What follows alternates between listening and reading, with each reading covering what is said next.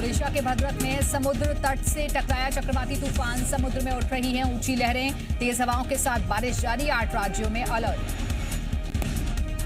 लगातार दूसरे दिन देश में कोरोना की संक्रमण दर 10% के नीचे। 24 घंटे में 2,08,000 नए केस, 2,96,000 मरीज ठीक हुए। एक्टिव केस की संख्या 25 लाख से नीचे। कल रिकॉर्ड 22,17,000 टेस्टिंग। मध्य प्रदेश की जनता और सरकार कोरोना और ब्लैक फंगस से जंग लड़ रही है, लेकिन मध्य प्रदेश के कई स्वास्थ्यकर्मी हड़ताल पर हैं। एमपी के 19,000 संविदा स्वास्थ्य कर्मचारी, 4,500 अस्थायी कोविड कर्मचारियों के साथ आयुष स्वास्थ्यकर्मी भी लामबंद हो गए हैं। शिवराज कैबिनेट की बैठक में लिए गए फैसले के बाद एमपी में 5 मंत्रिमंडलीय समितियां बना दी गई हैं और ये समितियां टीकाकरण, कोविड अनुकूल व्यवहार, जन जागरण, अस्पताल प्रबंधन, ऑक्सीजन समेत दूसरे जरूरी इंतजामों के लिए कोऑर्डिनेशन और मैनेजमेंट करेंगी। ये सभी समितियां कोरोना संक्रमण रोकने के लिए रणनीति बनाकर सरकार के सामने अपनी रिपोर्ट पेश करेंगी और ये समितियां जरूरत पड़ने पर जिला क्राइसिस मैनेजमेंट कमेटी से लेकर ग्रामीण स्तर पर बनी आपदा प्रबंधन समितियों से चर्चा करेंगी। इंदौर जिला प्रशासन ने आज से किराना की दुकानें खोलने की इजाजत दे दी है और आज से सामान की होम डिलीवरी भी की जा सकेगी। इसके अलावा ठेलों पर फल और सब्जियां बेचने की भी अनुमति दे दी गई है। इंदौर में मिली अनुमति सुबह 6 बजे से दोपहर 12 बजे तक ही लागू रहेगी। हाईकोर्ट ने फल सब्जियां बेचने की इजाजत दे दी थी और अब जिला प्रशासन ने भी इस संबंध में आदेश जारी कर दिए। मध्य प्रदेश में कोरोना के नए केस लगातार कम हो रहे हैं और 24 घंटे में 2,422 नए मरीज सामने आए हैं, जिसमें से इंदौर में 648, भोपाल में 529 और जबलपुर में 115 नए केस दर्ज किए गए। छत्तीसगढ़ में 24 घंटे में कोरोना के 3,506 नए मामले सामने आए हैं, जबकि 77 लोगों की मौत हो गई है और इस दौरान 7,443 मरीज ठीक हुए। छत्तीसगढ़ में 56,474 मरीजों का इलाज चल रहा है और अब तक 12,723 मरीज जान गंवा चुके हैं। पिछले एक दिन में सरगुजा में सबसे ज्यादा 290 मामले सामने आए। भूपेश सरकार के निर्देश के बाद छत्तीसगढ़ के 10 जिलों में अनलॉक हो गया है और इसमें राजधानी रायपुर के साथ साथ राजनांदगांव, धमतरी, बालोद, जशपुर, दुर्ग, बिलासपुर, महासमुंद, कोंडागांव और बेमेतरा जिले शामिल हैं। इन जिलों में बाजारों को गाइडलाइंस के साथ ही खोलने की परमिशन दी गई है। रायपुर में आज से सभी दुकानें, शॉपिंग मॉल खुलेंगे और शराब की दुकानें, ठेला, गुमटी, सैलून, स्पा, जिम और पार्क भी खुल सकेंगे। हालांकि अभी एहतियातन दुकानें शाम 6 बजे तक ही खुलेंगी और रविवार को दुकानें बंद रहेंगी। जबलपुर कोर्ट ने नकली रेमडेसिविर इंजेक्शन मामले में हरकरण मोखा को 3 दिन के पुलिस रिमांड पर भेज दिया है।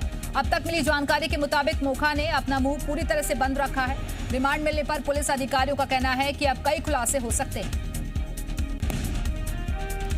कोर्ट ने सिटी अस्पताल संचालक सरबजीत सिंह मोखा को भी पुलिस रिमांड पर सौंपने का आवेदन मंजूर कर दिया है और कोर्ट ने सेंट्रल जेल अधीक्षक को आदेश दिया है कि बुधवार यानी कि आज सरबजीत सिंह मोखा को कोर्ट में पेश किया जाएगा। भोपाल में रेमडेसिविर इंजेक्शन की कालाबाजारी के मामले में फरार चल रहे आरोपी आकाश दुबे ने सरेंडर कर दिया है। पुलिस ने आकाश दुबे पर 7,500 रुपए का इनाम घोषित किया था। आरोपी आकाश जेजे अस्पताल का कर्मचारी है और जिस पर रेमडेसिविर इंजेक्शन की कालाबाजारी करने का आरोप है। पुलिस ने मामले में 3 आरोपियों को रेमडेसिविर इंजेक्शन के साथ गिरफ्तार कर लिया था। भोपाल में ब्लैक फंगस के इंजेक्शन की खेप पहुंचते ही इंजेक्शन लेने के लिए लोगों की भारी भीड़ जुटी और इंजेक्शन की खेप बाग सेवनिया इलाके के बायोफेक फार्मा पर पहुंची और जैसे ही लोगों को इसका पता चला तो लोग बड़ी संख्या में वहां पहुंच गए। शाहजहांपुर थप्पड़ कांड में एडीएम मंजूषा विक्रांत राय पर कार्रवाई की मांग उठने लगी है। कांग्रेस ने सीएम के नाम कलेक्टर को ज्ञापन सौंपकर एडीएम को हटाने की मांग की है। साथ ही सोशल मीडिया पर भी मोर्चा खोल रखा है। शाहजहांपुर मोहर्रम कमेटी ने भी ज्ञापन सौंपकर एडीएम पर कार्रवाई की मांग की है। विधायक हुकुम सिंह कराड़ा ने भी सीएम शिवराज को पत्र लिखा है। मामले में कलेक्टर दिनेश जैन ने कहा है कि एडीएम ने घटना को लेकर अपना प्रतिवेदन दे दिया है और जिसे आयुक्त को भेज दिया गया। दुर्ग में चैंबर ऑफ कॉमर्स के प्रदेश उपाध्यक्ष प्रकाश सांखला के घर पर डायरेक्टोरेट ऑफ रेवेन्यू इंटेलिजेंस की टीम ने छापेमारी की। 15 सदस्यीय डीआरआई टीम ने महावीर कॉलोनी में बर्तन और सराफा कारोबारी प्रकाश सांखला के घर पर छापेमारी की और पूछताछ की गई। प्रकाश सांखला के घर पर हुई छापेमारी में सुरक्षा के लिहाज से बड़ी संख्या में पुलिस बल की तैनाती रही। अचानक हुई छापेमारी से चैंबर ऑफ कॉमर्स से जुड़े व्यापारियों में हड़कंप मच गया। जानकारी के मुताबिक प्रकाश सांखला के गोदाम और दुकान पर भी जांच टीम जाएगी। रायसेन में ब्लैक फंगस से एक मरीज की इलाज के दौरान मौत हो गई और जिले में ब्लैक फंगस के 2 मरीज मिले थे, जिनमें से एक स्वस्थ होकर घर लौट चुका था, जबकि दूसरे को जांच के बाद इलाज के लिए भोपाल रेफर किया गया था, जिसकी मौत हो गई। इंदौर में पहली बार निजी अस्पताल में मरीज को डीआरडीओ की बनाई गई कोरोना रोधी दवा 2DG दी गई, जिसका वीडियो अस्पताल के डॉक्टर्स ने जारी किया है। वीडियो में बताया गया है कि दवा देने के बाद 1 घंटे के अंदर मरीज का ऑक्सीजन सैचुरेशन सुधर गया। जबलपुर कृषि मंडी में उमड़ी भीड़ की खबर दिखाए जाने के बाद कलेक्टर करमवीर शर्मा ने एक्शन लेते हुए मंडी सचिव को कारण बताओ नोटिस जारी किया है और साफ कर दिया है कि मंडी में भीड़ इकट्ठी ना हो। कलेक्टर ने कहा है कि लापरवाही करने वालों पर कार्रवाई भी की जाएगी। खंडवा में संक्रमण दर 0.25% पहुंच गया है, जिसके बाद जिले में अनलॉक की प्रक्रिया को शुरू कर दिया गया, लेकिन प्रसिद्ध ज्योतिर्लिंग ओंकारेश्वर को अभी तक नहीं खोला गया है। मंदिर में आम श्रद्धालुओं के आने पर भी अभी प्रतिबंध है। मंडला में लोग बेवजह घरों से बाहर निकल रहे हैं और एक और प्रशासन अनलॉक की तैयारी में है। लोगों की ऐसी लापरवाही देखने के बाद कलेक्टर का कहना है कि भले ही कोरोना के मामलों में कमी आई हो, लेकिन लोगों की ऐसी लापरवाही देखने के बाद लगता है कि कर्फ्यू में अभी सख्ती की जरूरत है। पेंड्रा में निकाय के पास मजदूरों के लिए ना तो कोई रोजगार मूलक योजनाएं हैं और ना ही ऐसे इंतजाम जिससे रोजगार मिल सके।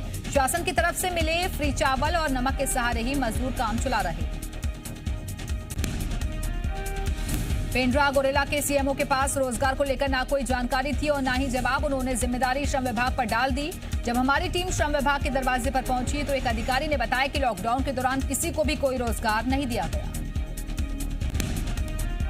मध्य प्रदेश सरकार ने न्यूनतम समर्थन मूल्य पर गेहूं खरीदी की तारीख बढ़ाकर 28 मई कर दी है। ई उपार्जन पोर्टल पर पंजीकृत किसान अपना गेहूं 28 मई तक खरीदी केंद्रों पर बेच सकेंगे। मध्य प्रदेश में इंदौर और उज्जैन संभाग को छोड़कर सभी संभागों के किसानों को फायदा मिलेगा। पिछले दिनों बारिश की वजह से सरकार ने खरीदी की तारीख बढ़ाने का फैसला लिया था। विदिशा के कुरवाई इलाके के रूसिया घाट पर अवैध रेत उत्खनन पर खनिज विभाग और पुलिस ने संयुक्त कार्रवाई की। पुलिस को देखकर अवैध खनन में जुटे लोग मौके से फरार हो गए, लेकिन पुलिस ने 3 पोकलेन मशीनों को जब्त कर लिया। पुलिस ने पोकलेन मशीन मालिक के खिलाफ केस दर्ज करने की बात कही। दुर्ग के धामदा ब्लॉक में किसानों को नकली बीज देने के मामले में कृषि विभाग की ओर से बनाई गई जांच टीम पहुंची, जहां किसानों से पूछताछ के साथ ही जांच टीम ने नर नारी धान के सैंपल इकट्ठा किए। वहीं जांच टीम ने कंपनी से किसानों को हुए नुकसान का मुआवजा देने को कहा है। बायर सीड्स प्रोडक्शन कंपनी पर आरोप है कि उसने धामदा ब्लॉक के 40 गांव के किसानों को हाइब्रिड धान के लिए जो बीज बेचा था वो जलवायु के मुताबिक बिल्कुल सही नहीं था, जिससे किसानों की 1200 एकड़ में लगी नर नारी धान की फसल खराब हो गई। नरसिंहपुर में पौधारोपण प्रोजेक्ट में हुए भ्रष्टाचार के मामले में वन रक्षक को निलंबित कर दिया गया है। वहीं रेंजर और डिप्टी रेंजर को कारण बताओ नोटिस जारी किया गया है। प्रोजेक्ट के तहत 22,000 पौधे लगाने थे, लेकिन उसकी जगह 10 से 12,000 गड्ढे मिले थे। कवर्धा की रहने वाली एक नर्स ने सेवा की मिसाल पेश की है। नर्स ने 9 महीने की प्रेग्नेंट होने के बावजूद भी कोविड मरीजों की सेवा की, लेकिन कोरोना की वजह से उनका निधन हो गया। ग्राम लिमो की रहने वाली नर्स प्रभा बंजारी की पोस्टिंग मुंगेली जिले के लोरमी में थी। राजगढ़ में कोरोना कर्फ्यू के बाद भी इकट्ठा होकर जुआ खेलने वाले जुआरियों पर पुलिस ने कार्रवाई की है। बयावरा पुलिस ने 25 आरोपियों को गिरफ्तार किया और उनका जुलूस निकाला। पुलिस को मौके से 9,000 रुपए और ताश के पत्ते बरामद हुए।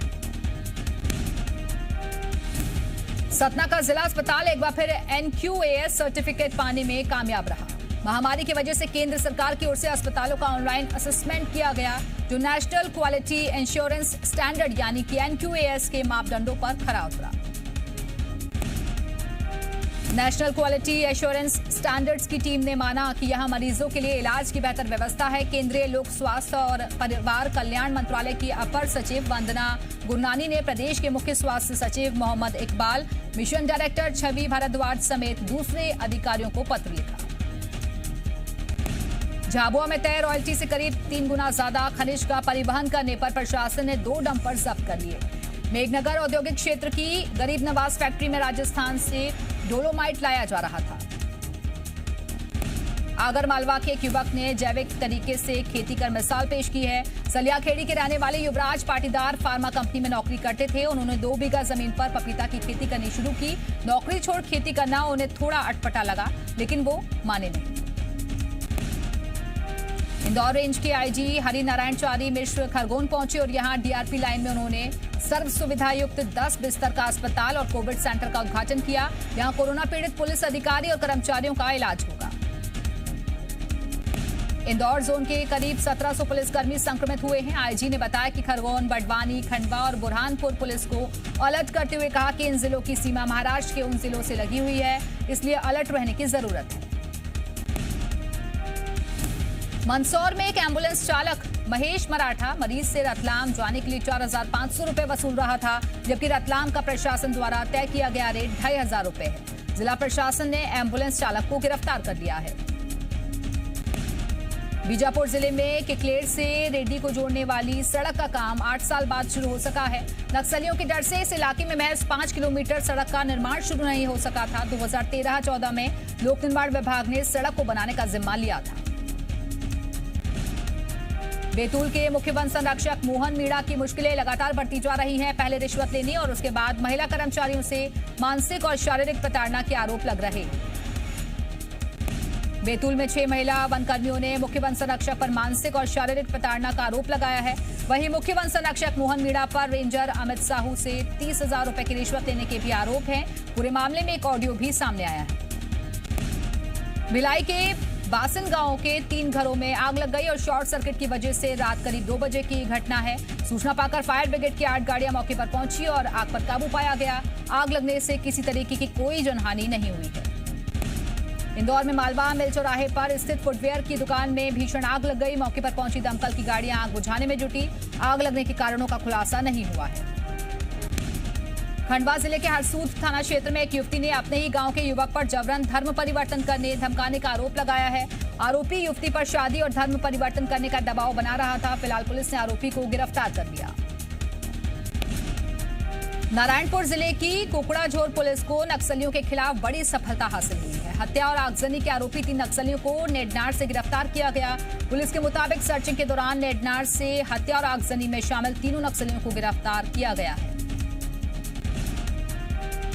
रतलाम जिले के शहीद जवान कन्हैया लाल जाटव को आखिरी विदाई दी गई। पैतृक गांव उड़ावद में उनका अंतिम संस्कार किया गया, जहां 3 साल की बेटी किंजल ने अपने पिता को मुखाग्नि दी।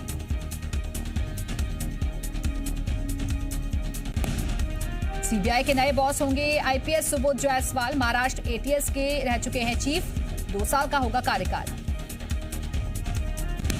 आईएमए ने जारी किया डॉक्टरों की मौत का नया आंकड़ा। कोरोना की दूसरी लहर में 513 डॉक्टर्स की मौत। सबसे ज्यादा दिल्ली में 103 डॉक्टर्स ने गंवाई जान।